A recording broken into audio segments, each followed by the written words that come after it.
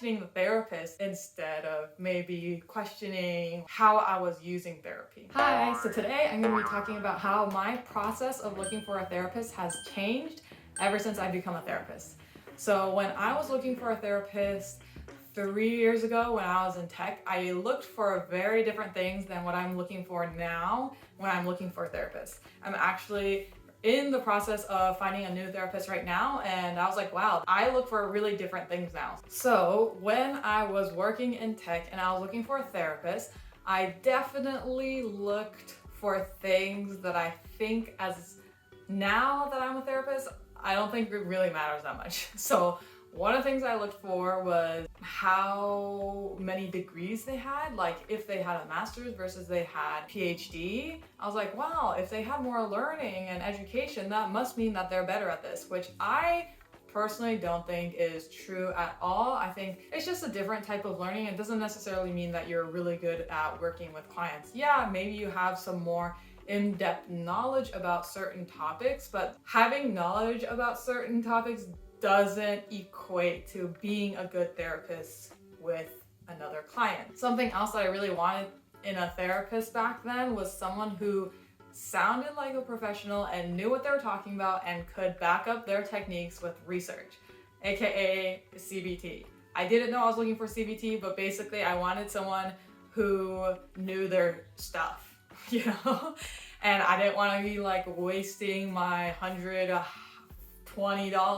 $50 on somebody who was a little more relaxed and go with the flow. I wanted someone who was like very, just like know what they were doing. And I also remember I wanted to feel after every session like I knew what I got out of it. Like I knew that the money I had spent was worth it every single time.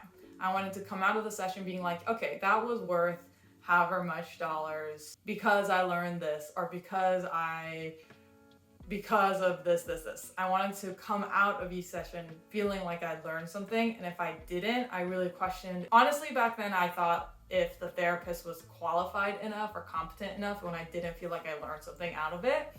Wow, I've changed so much. And I also really didn't like it when they asked me, how does it feel in my body?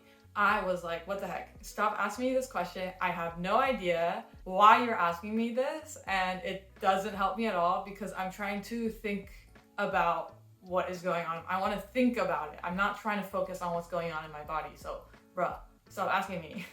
So I really, almost like a orange flag if like a therapist early on kept asking me how things felt in my body. So that's kind of like what I was looking for the first couple therapists. Okay, by the time I was transitioning to being a therapist, I kind of felt like I was at a point where I was going to therapy and I was talking about the challenges that I had, but it didn't feel like it was doing anything because I feel like I've already talked about all of my problems to my friends, and talking to another person like a therapist didn't necessarily like make it any different for me. So I felt kind of stuck because I was like, I'm talking about these things, but I feel like literally nothing is changing.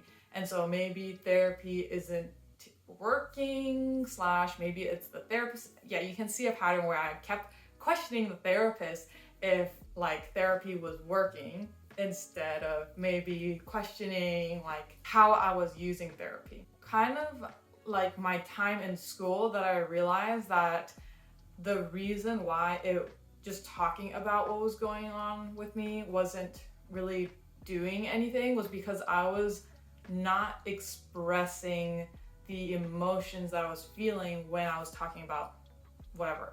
So for example, I could be talking about something really stressful, but I would be talking about it in this tone, like I'm literally talking about how my day is going. And so I wasn't allowing that emotion to actually take space and actually like move, like change shape. I knew I had certain emotions. Let's say like anger. Okay, I had like anger. I had like lots of frustration towards certain things at work, but I didn't really let it come out. I was more just like, I'm really frustrated with this, and this. And I didn't really just let the emotion like take space. And honestly, if I told myself back in the day, I would have been like, I don't know what you're talking about. Why would it make a difference if I'm like talking like I'm angry versus just saying that I'm angry? But it definitely does make a difference from my experience when I do share things, like express my emotion while I'm talking. For me, that definitely changes the shape of that emotion a little bit. And obviously, it's not every time I do it. Sometimes the emotional depth of something may be so much that like I need to, express it multiple times, talk about it, express it in different ways for it to actually like change shape. But yeah, that's like one of the things that I had learned in school and what I had learned with trying things out. And so now when I'm looking for a therapist, I'm not looking for someone who's gonna help me think through my challenges, because honestly, if I could think through it, I would have already solved whatever I was trying to solve. Like the things that are bothering me usually aren't things that I can just think through. It's usually things that I want to express. They're like internal things, more like emotional related or body sensation things that I want to process. What I'm trying to say is when I look for a therapist now, I'm not looking for someone who's gonna have a solution for me. I want to find someone who I feel comfortable enough to show some of the emotions that I don't usually show. So that's one component of what like I look for in a therapist, is someone who I feel comfortable enough to show emotions that I don't like to show, I have a harder time showing.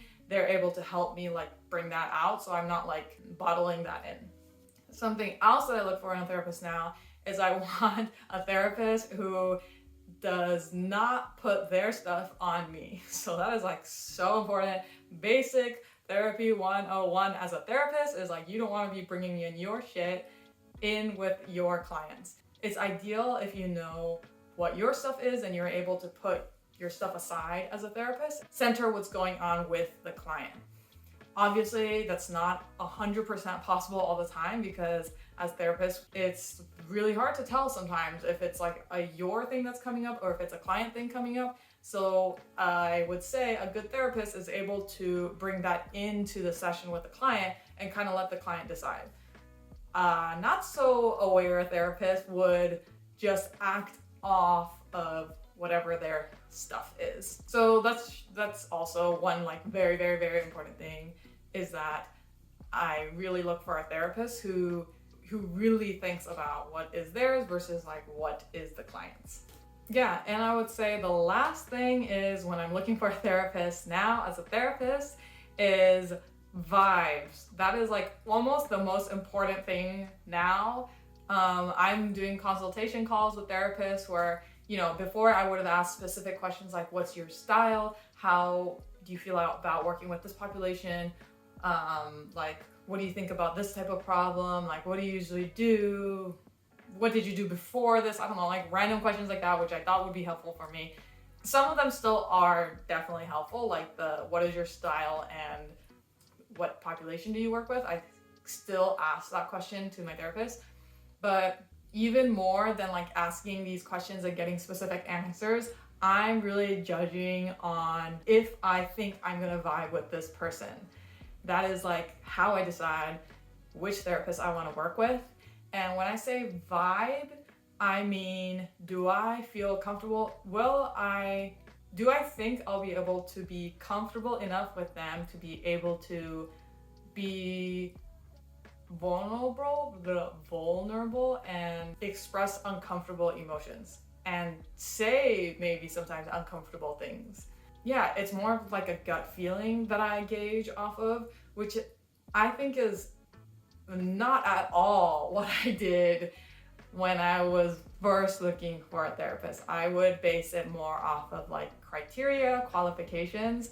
And now, as a therapist, I know now that the relationship that you have with your client, the client-therapist relationship, is the most important when it comes to the effectiveness of therapy. That is what everybody says in this field, at least in my circle. So it's really important that you click with your therapist. Yeah, you're able to be uncomfortable with them. Like the most important thing for me now that I look for. Yeah, so hopefully, I don't know if I was like helpful or insightful or just interesting, but that's kind of been the changes that I've noticed when I'm looking for a therapist now.